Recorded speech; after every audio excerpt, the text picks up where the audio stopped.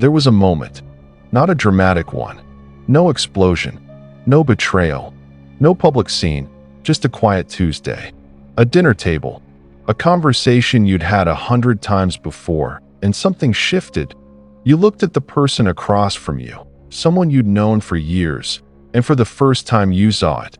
The performance, the carefully chosen words, the practiced laugh, the reaction that came just a half second too late to be real. And once you saw it, you couldn't unsee it. Because here's what nobody prepares you for. The moment you realize most human interactions are performances, life gets very quiet, very lonely, and very, very clear. This video is about what happens after that moment, and why the people who reach it are never quite the same again. The discovery, what you actually saw. In 1959, sociologist Erving Goffman published a book called The Presentation of Self in Everyday Life. In it, he argued something that most people find deeply uncomfortable. Every human interaction is a performance, not in a cynical way, not in a manipulative way, but structurally, the way a play has a stage and an audience. Every social interaction has a front stage and a backstage. The front stage is what you show the world, the carefully managed version, the appropriate reactions, the curated identity. The backstage is who you actually are when nobody's watching, when the performance ends, when the mask comes off. Goffman called this dramaturgy, the theatrical framing of social life. And here's what's remarkable about his theory. He didn't say people are fake. He said people are managing impressions, constantly, automatically, as naturally as breathing. Which means the moment you noticed the performance at that dinner table, you weren't seeing something wrong with that person. You were seeing something true about all of us. The wait, why it changes everything. The problem with seeing the performance isn't the seeing. The problem is what comes after. Because once your brain has categorized an interaction as a performance, it starts doing it automatically. To everyone. The colleague who compliments your work. Performance. The friend who asks how you're doing. Performance. The family member who shows up at holidays. Performance. And here's where the psychological weight comes in. You start to wonder, is anything real? Psychologists call this depersonalization of social interaction. When the social world starts to feel like that a stage you're watching rather than a life you're living. It creates a very specific kind of loneliness, not the loneliness of having no one around, the loneliness of being surrounded by people and still feeling completely alone because you're not connecting with them. You're watching them, and they don't know you're watching. The mask, what they're really protecting. Here's where most people get this wrong. They see the performance and they conclude, people are fake, but that's not what's happening. The performance isn't fakeness. It's protection. Swiss psychiatrist Carl Jung spent decades studying what he called the persona, the social mask that every human being develops. His insight was not that the mask is a lie. His insight was that the mask protects something real underneath. People perform because they're afraid of rejection, afraid of judgment, afraid that the real version of themselves, unfiltered, unmanaged, unperformed, won't be enough. So they construct a version that will be. And here's the uncomfortable truth that changes everything. You do it too. Every version of yourself you've ever presented in public, at work, at family dinners, on first dates, in arguments, was a managed performance. Not because you're fake, because you're human. The question isn't whether you perform. The question is whether you know you're doing it. The loneliness, the price of clarity. Let me describe something that might feel familiar that you're in a group. People are laughing, talking, connecting. At least it looks like connecting, and you're there, physically present, saying the right things at the right times. But part of you is somewhere else entirely, watching, noticing, cataloging. That laugh was too loud. That story was told for approval.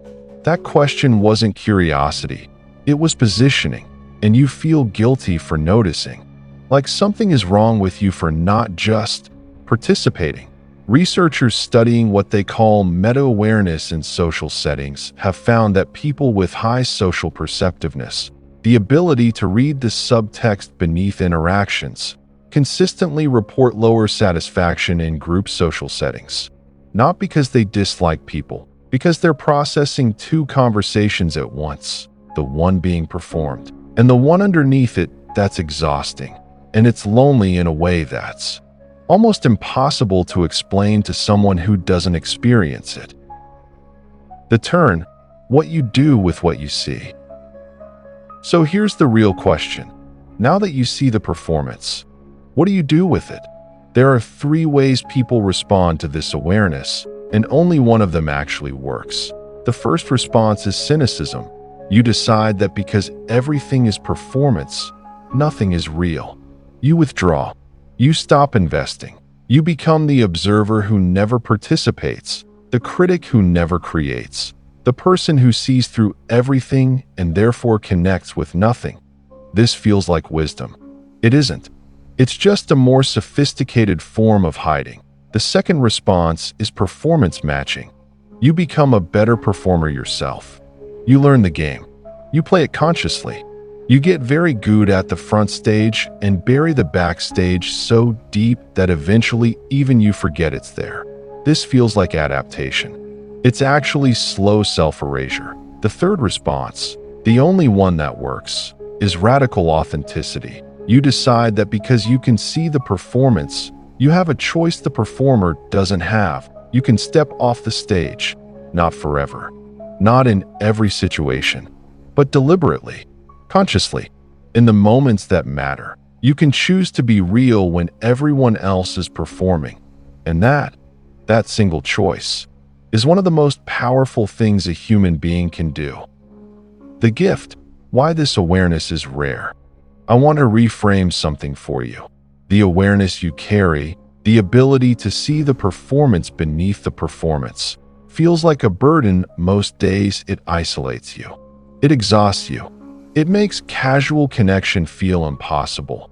But here's what it actually is.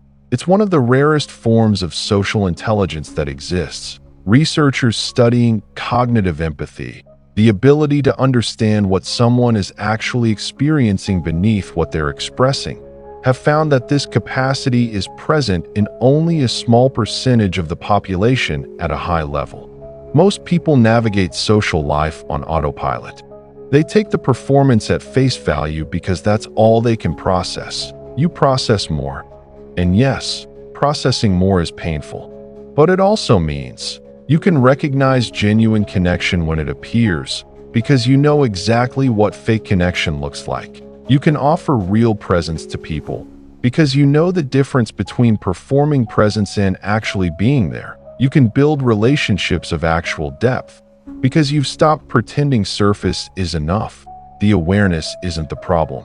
What you do with the awareness is everything. The resolution, how to live with what you know. So how do you live with this? How do you exist in a world of performances without becoming either a cynic or a ghost? 3 things. Real ones.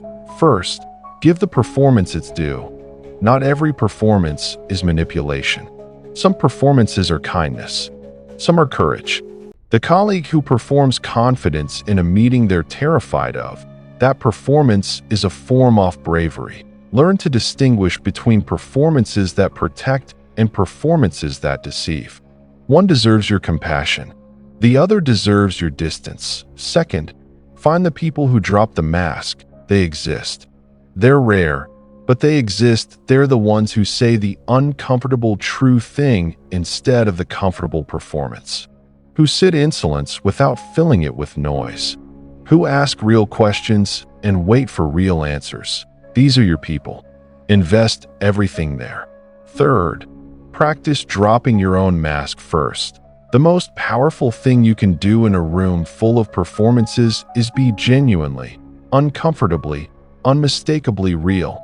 Not as a statement, not to prove a point, just because you've decided that your backstage is worth showing to the right people. And when you do, Watch what happens.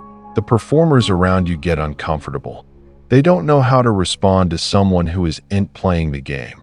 But somewhere in the room, someone exhales because they were waiting for someone to go first. The moment you realized most interactions are performances, something in you changed. You can't go back to the before, and you shouldn't want to, because what you have now, even with the loneliness, even with the exhaustion, even with the weight off seeing too clearly, is something most people spend their entire lives looking for. You see what's real, you know the difference, and when real connection finds you, and it will, you'll recognize it instantly, because you've seen every version of the performance, and you know exactly what it looks like when someone finally stops. That if this reached you, share it with someone who's been carrying this awareness alone, and tell me in the comments, when was the moment you first saw the performance? I read every single one.